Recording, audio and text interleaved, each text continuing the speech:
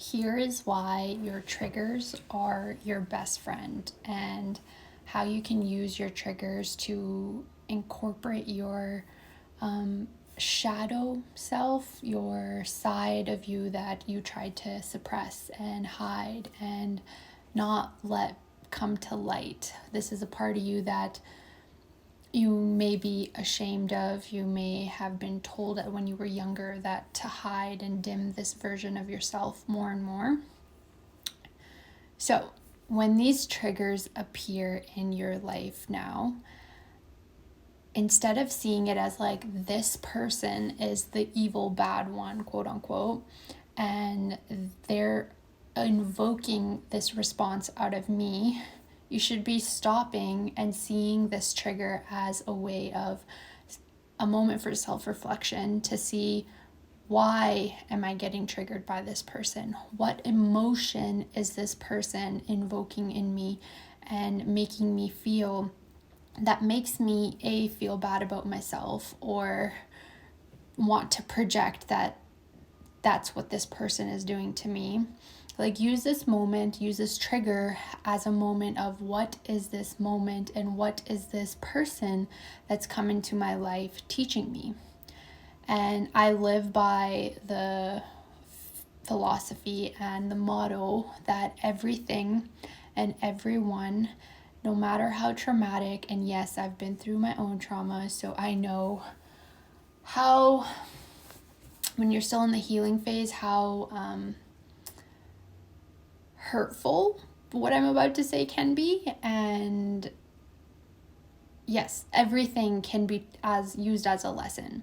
And that's how you actually get past and through trauma, is by looking at it of means of, what has this taught me?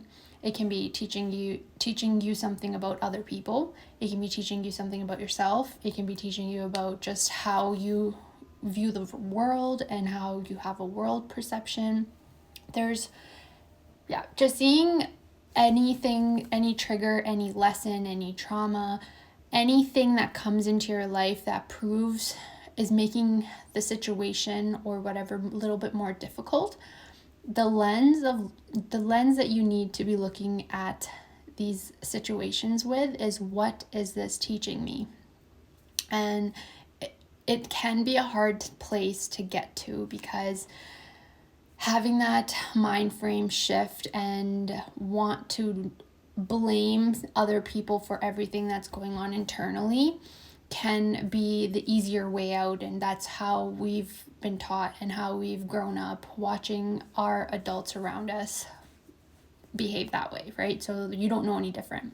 So coming to the self-reflective moment of, hey, I'm noticing I'm getting triggered right now. There's an emotion that I don't want to feel or face rising within me. And you don't obviously have to deal with it at that moment. It's better if you do, because then you can kind of deal with it as these things happen. But initially, this process is very slow and clunky and chunky. And you may need to just make a mental note about, hey, this person triggered me. I felt really weird. And then maybe when you go home, you journal about it. Or you sit in meditation and you think about the situation and this person and why this is triggering. And you use that moment to self-reflect, to figure out what is actually coming up, why is it coming up, and how you are going to move past this, or move past it and work through this emotion, so that you're not getting triggered by the same trigger again and again and again, because the universe will show you that same trigger. Even if you move from that person and you never see that person again, that same trigger will be presented to you again and again and again in different forms, in different people, till you learn that lesson. And this is that part of your own philosophy of, the world is like a game, a video game. Once you learn that lesson, that lesson and that tool is in your tool belt, and you don't have to learn that lesson again, because next time it approaches, you already done the work. You've already integrated that version of you that gets triggered by that no longer feels unsafe when feeling or being dealt in that situation. And that's basically how you integrate versions of you that you may not like as much. And I want to say everyone has good aspects and bad aspects. If there's any person that is roaming around as like this perfect angel, like I have no aspects of shadow in myself, and telling other people that they are the only people that have shadow aspects of themselves, that person is in like the most denial form ever, and they have their own lessons to learn through universe. And yeah, so that's how you integrate your shadow self.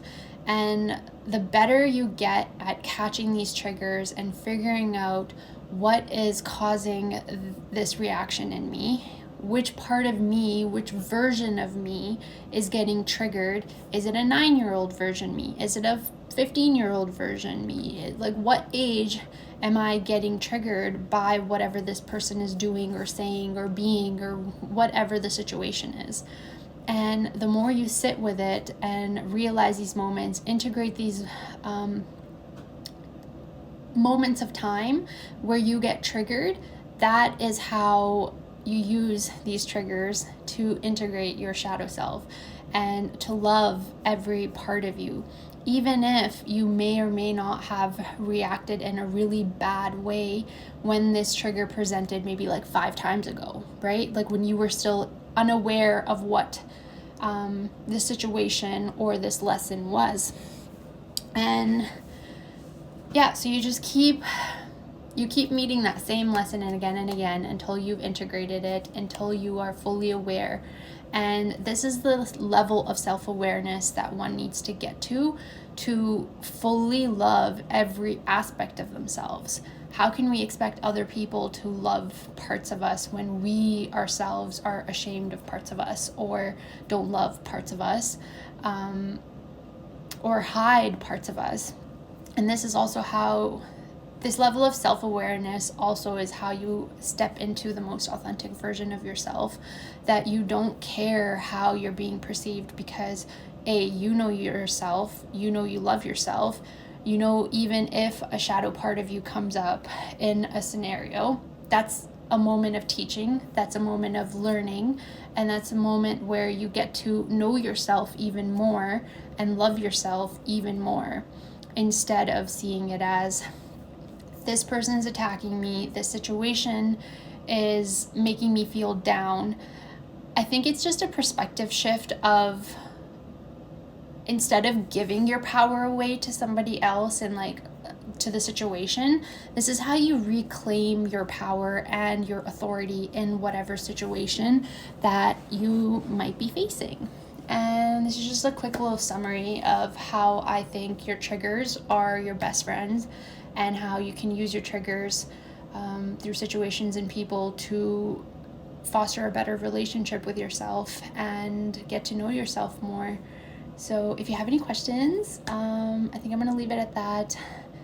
Drop them in the comment below, and see you next time. Bye.